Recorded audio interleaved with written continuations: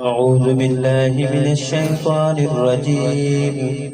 بسم الله الرحمن الرحيم. إن الله لا يستحيي أن يضرب مثلا ما بعوضة فما فوقها فأما الذين آمنوا فيعلمون أنه الحق من ربهم وأما الذين كفروا فيقولون ماذا أراد الله بهذا مثلا يضل به كثيرا ويهدي به كثيرا وما يضل به إلا الفاسقين.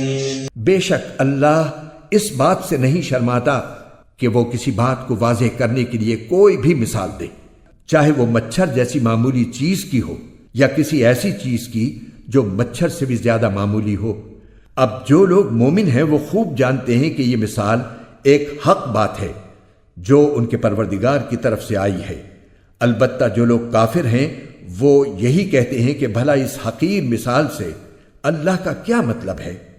اس طرح اللہ اس مثال سے بہت سے لوگوں کو گمراہی میں مبتلا کرتا ہے اور بہت سوں کو ہدایت دیتا ہے، مگر وہ گمراہ انہی کو کرتا ہے جو نافرمان ہیں.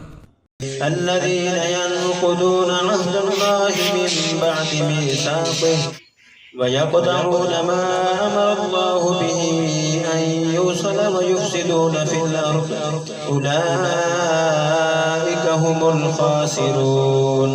وہ جو اللہ سے کیے ہوئے عہد کو پختہ کرنے کے بعد بھی توڑ دیتے ہیں اور جن رشتوں کو اللہ نے جوڑنے کا حکم دیا ہے انہیں کاٹ ڈالتے ہیں اور زمین میں فساد مچاتے ہیں، ایسے ہی لوگ بڑا نقصان اٹھانے والے ہیں. کیف تکفرون باللہ وکنتم امواتا فاحیاکم ثم یمیتکم ثم یحییکم ثم الیہ ترجعون. تم اللہ کے ساتھ کفر کا طرز عمل آخر کیسے اختیار کر لیتے ہو، حالانکہ تم بے جان تھے، اسی نے تمہیں زندگی بخشی، پھر وہی تمہیں موت دے گا، پھر وہی تم کو دوبارہ زندہ کرے گا اور پھر تم اسی کے پاس لوٹ کر جاؤ گے. هو الذي خلق لكم ما في الأرض جميعا ثم استوى إلى السماء